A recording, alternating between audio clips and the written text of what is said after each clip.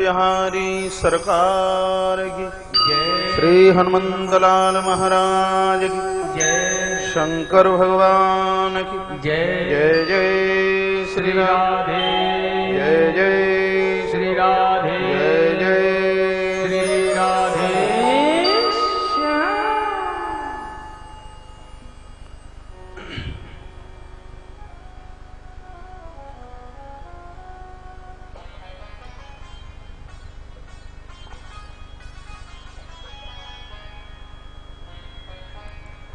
इस बच्चे को पकड़ के बैठाइए।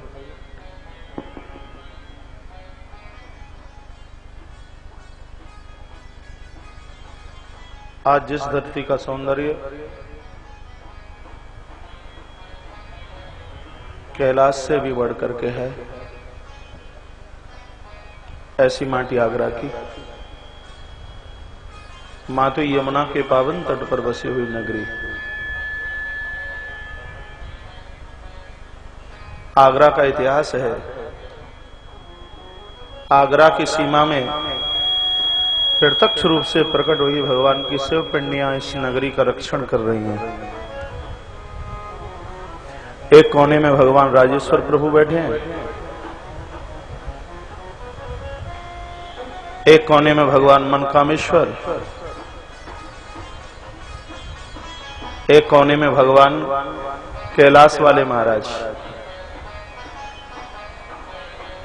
एक कोने में भगवान रावली महादेव,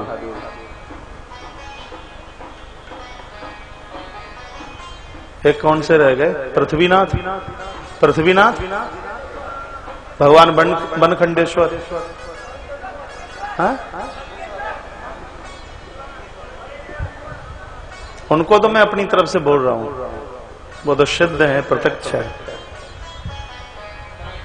उनके तो चरणों में बैठ के हम कथा का आनंद ही ले रहे हैं। एक स्थान पर भगवान प्रभु श्री वल्केश्वर महादेव, आयुक्ता भगवान प्रभु श्री वटेश्वर नाथ प्रभु की, जिनके पावन चरणों में आयोजित ये श्री शिव महापुराण की भावी गाथा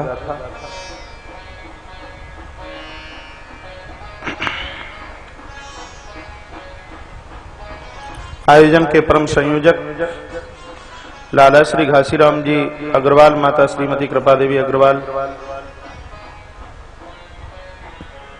भैया कृष्ण कुमार अग्रवाल, भैया विष्णु कुमार अग्रवाल, कृष्णा जनरल स्टोर एवं काका जनरल स्टोर,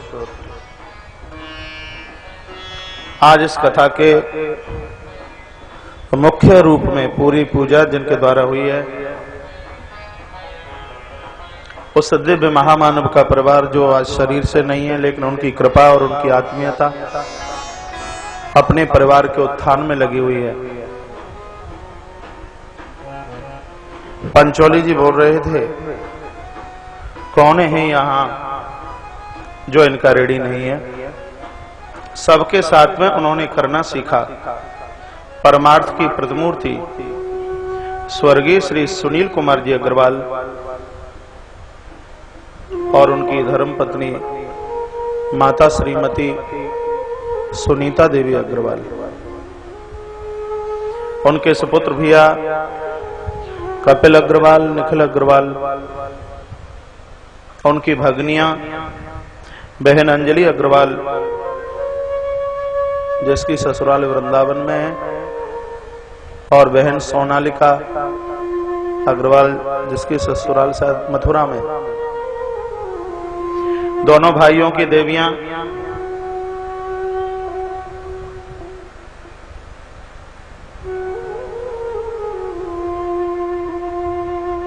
आरती अग्रवाल और श्रीमती पूजा अग्रवाल, उनके बच्चे राघव, कार्तिक, माधव, निकुंज, अनंत, राधिका, सोनाक्षी, संपूर्ण परिवार। कथा की दिव्य व्यवस्था ही नहीं, इस आयोजन का एक परम स्तंभ के रूप में ये तीनों परिवार जुड़े हुए हैं बहुत जोरदारी से। हर व्यवस्था में आगे हैं। आयोजन का तो सिर्फ ये बैनर लगा हुआ है, विश्व जागरण मानव सेवा संघ चैरिटेबल ट्रस्ट। आयोजन के मुख्य आयोजक तो यही लोग हैं।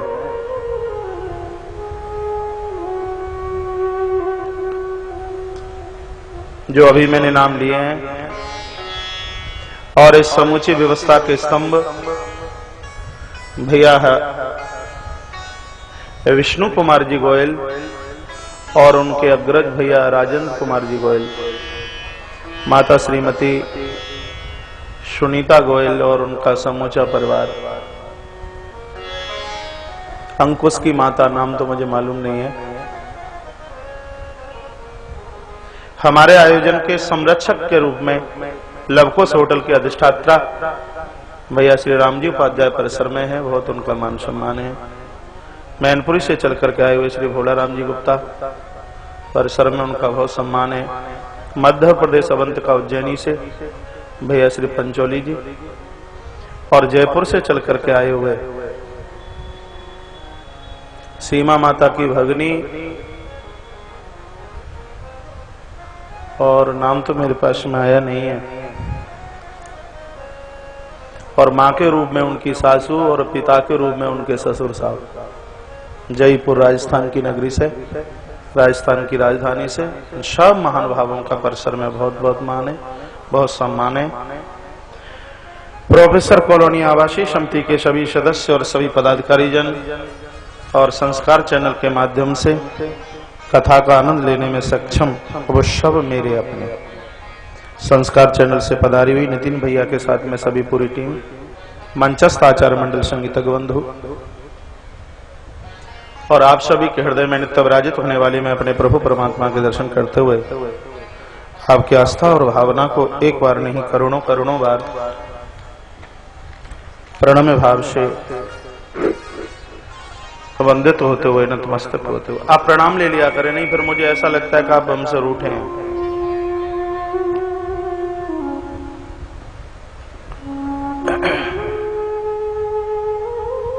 बड़ा अच्छा लग रहा है ये कहते हुए कि भगवान शिव कल्याण की महाप्रतिमाएं हैं। जगत में धन्यवाद के प्रतीक वो ही हैं जो देवी देवताओं के पुजारी बन करके जी रहे हैं। बंधुवर और मात शक्ति पूजा करने में बहुत आनंद आता है। ये सुनी सुनाई बात नहीं है, मैं अनुभव में क्यों ही बात बोल रहा हूं। पर व्यासपीठ से एक बात का निवेदन करूंगा, आप दुनिया के किसी भी कोने में झांक करके घूम करके आ जाना, इसके बिना उद्धार नहीं है। जिस स्थिति में आप बैठे हैं इसके बिना कल्याण नहीं है। आप देश छोड़ के परदेश चले जाना, भगवान कुबेर अपनी दौलत का मालिक भी आपको बना दे तो भी इसके बिना कल्याण नहीं है। जिस सौंदर्य क्षणों में आप बैठे हुए, मेरे सामने महानुभाव लोगों का प्रश्न आता है, महाराज भजन करना चाहते हैं, जब तब करना चाहते हैं, पूजा करना चाहते हैं, लेकिन पूजा में मन नहीं लगता।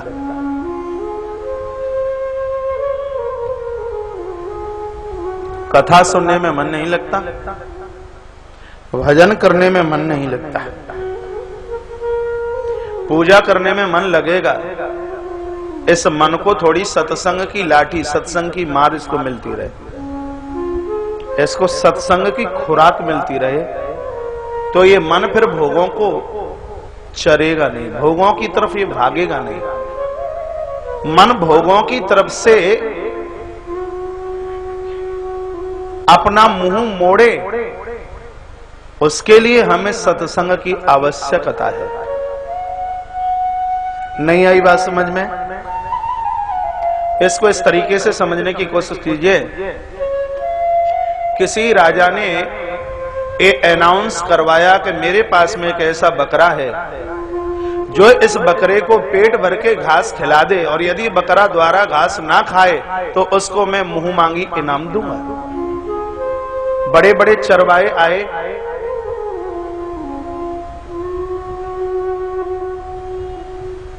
और बकरे को लेकर के जाते हैं, पूरे दिन घास चरता है, राजा के पास लेकर के आते हैं। सुनिए, परीक्षा के तौर पर जब राजा बकरे को घास डालता है तो उसकी तो आदत है वो घास के ऊपर मुंह मारता है। सब परीक्षा में फेल हुए। किसी गांव का कोई एक वृद्ध गया चरवाहा और उसने कहा, राजा साहब यदि आप इस बकरे को मुझे दे दें तो इसको मैं ऐसी घास चरा करके लाऊं जब तक ये जिंदा रहे तब तक द्वारा से फिर घास ही ना चरे। जितना बड़ा खुद और उतनी बड़ी इसने एक लाठी उठाई, बकरे को लेकर के चला और खेत में ले जाकर के छोड़ दिया। जो ही बकरा घास चरने की कोशिश करता है तो उसकी खोपड़ी के ऊपर लाठी मारता है। सुबह से शाम तक एक घास का तिनका नहीं इसने चरने दिया, पेट पीठ से लग गया और राजा के सामने ले जाके खड़ा कर दिया। कहा, महाराज चुनौती है, जब तक जिंदा रहेगा तब तक घास नहीं चरेगा, इतनी घास इसको चरा के लाया हूं। राजा ने देखा रोज तो इसका पेट फूला हुआ होता था और आज दबा हुआ है। घास डाली, नौकरों से कहा तो बकरे का मन तो कर रहा था घास चरने का, लेकिन वो चरवाहा लाठी लेकर के सामने खड़ा हुआ है तो भयवश उसने घास के ऊपर मुंह डाला नहीं। ये इस बकरे और घास की कथा नहीं, बात मेरी और आपकी है। ये मन ही तो बकरा है जो भोगों की घास चरना चाहता है। ये भोगों की घास से कब बचेगा? तब कोई गुरु चरवाहे के रूप में आए और उसके हाथ में सत्संग की लाठी होवे। सत्संग की लाठी के द्वारा यदि वो हमारे ऊपर प्रहार करे तो फिर हम भोगों की घास चरने के लिए कभी भी तैयार नहीं होंगे। इसलिए हमें संत गुरुजनों की आवश्यकता है, इसलिए हमें सत्संग की आवश्यकता है। सत्संग का अर्थ होता है बढ़िया संग, अच्छा संग, अच्छे लोगों का साथ।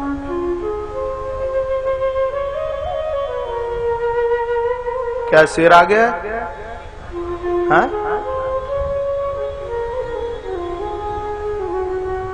बैठ जाइए। कथा में मैं मन तो लगाता हूं लेकिन आप लगने नहीं देते। कथा की स्थिति तो यह है कि सांप काटे तो पता ना लगे, इतनी एकाग्र चित्तता हो गई कथा। कोई बात नहीं, अचक से डाली बोली बांके बिहारी लाल की जय, शंकर भगवान की जय।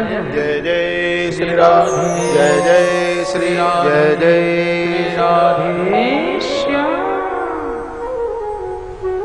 आइए कल संध्याकालीन बेला में व्यासपीठ के माध्यम से आप भगवान गणपति के प्राकट्य महोत्सव की कथा सुन रहे थे।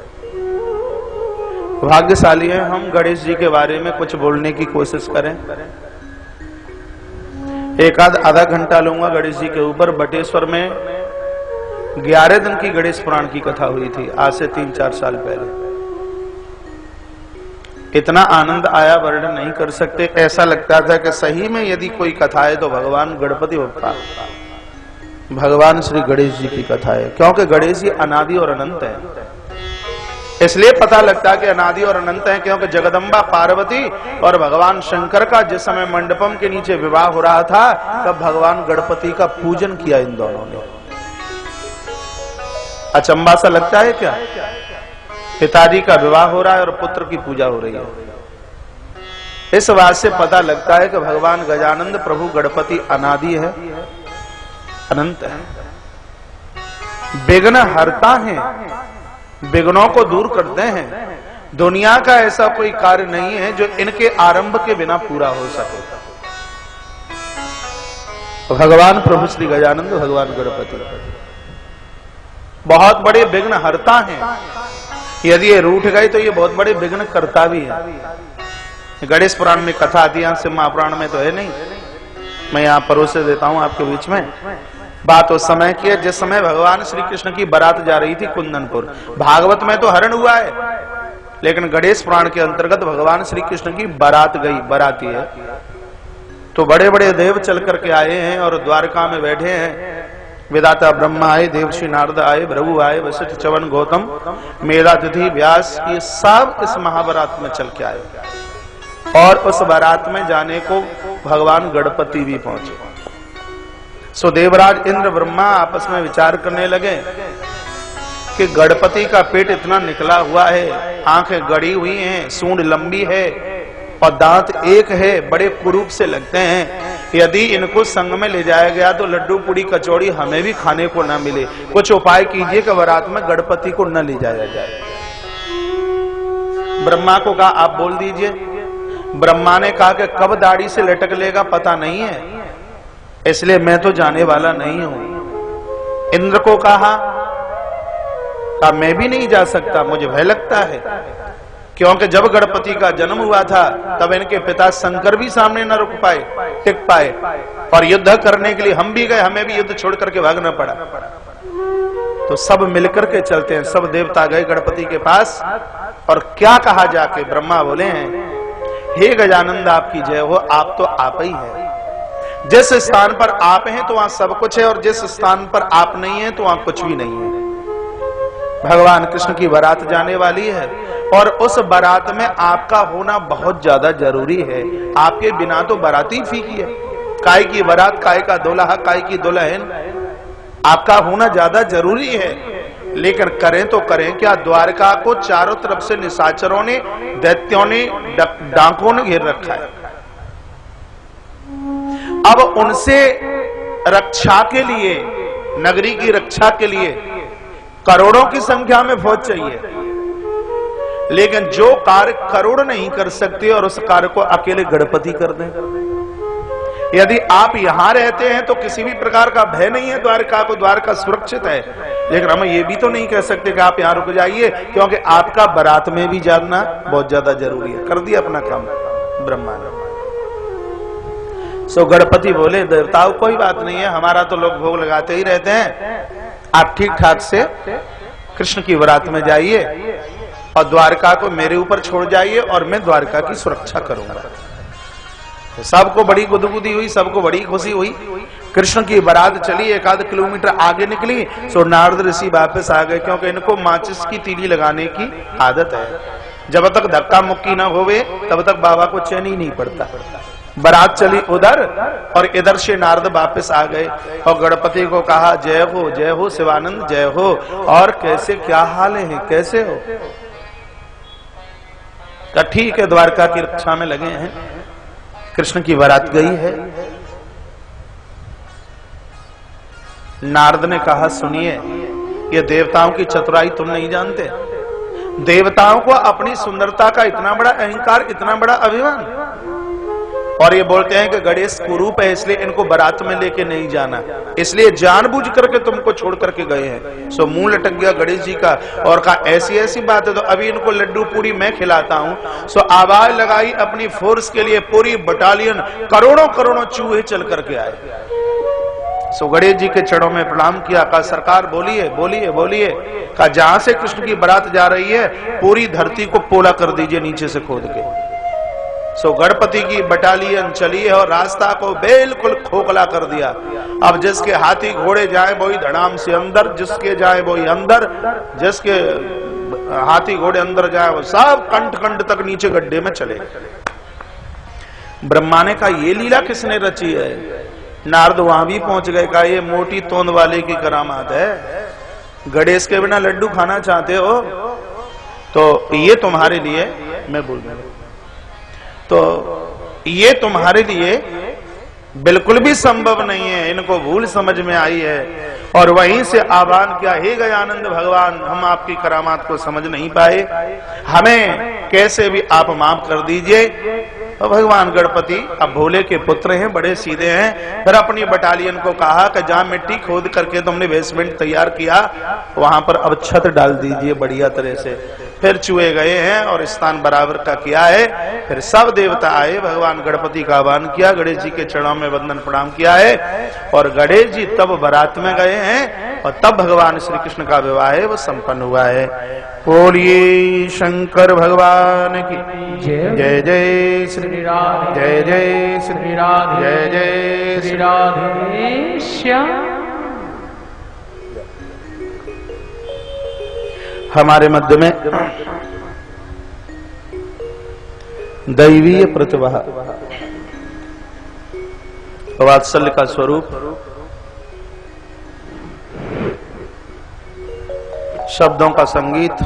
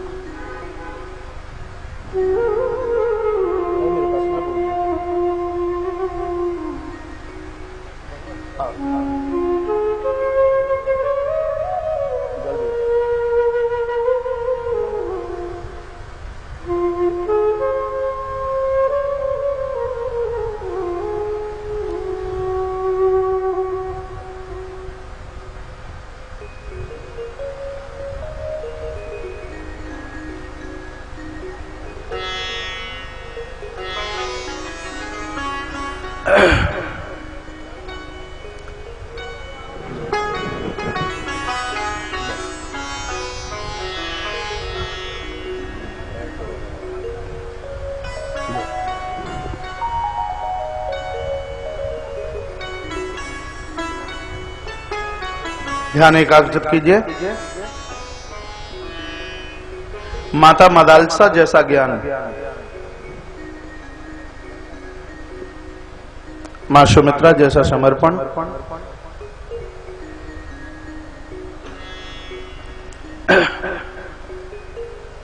माता मीरा जैसा त्याग, ऐसी पूज्या वैष्णवी प्रज्ञा भारती जी मानस किंकरी हमारे मध्य में श्री धाम से चल के, वृंदावन धाम से चल करके पदार्पण हुआ है।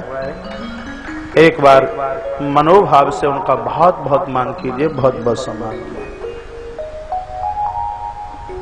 संतों को वंदन करने में, प्रणाम करने में बहुत अच्छा लगता है। महापुरुषों से बात करने में मुझे सबको बहुत अच्छा लगता है। आज दिल्ली में एक महाराज श्री से मेरी बात हो रही थी, पूज्य महाराज श्री जी प्रेमानंद जी महाराज। यूं ही अचानक फोन लगाया, मैंने इधर से ही फोन लगाया। वो बोले कौन? मैंने बताया ऐसे ऐसे तुलसीवन आश्रम से आपका कोई दास बात कर रहा है। एक बार बोलिए, फिर मैंने उन्हें नाम बताया, लोग इस नाम से जानते हैं, पहली बार बात हुई। तो एक वो वाक्य बोले और सुनने में बड़ा अच्छा भी लगा और अटपटा सा भी लगा। काये को उत्थान प्राप्त करने के बाद में यदि कोई साधु साधु की कदर करे तो अचंभा सा लगता है। मैंने कहा ऐसा क्यों? कहा मुझे इतनी गुदगुदी हो रही है, मुझे इतनी खुशी हो रही है।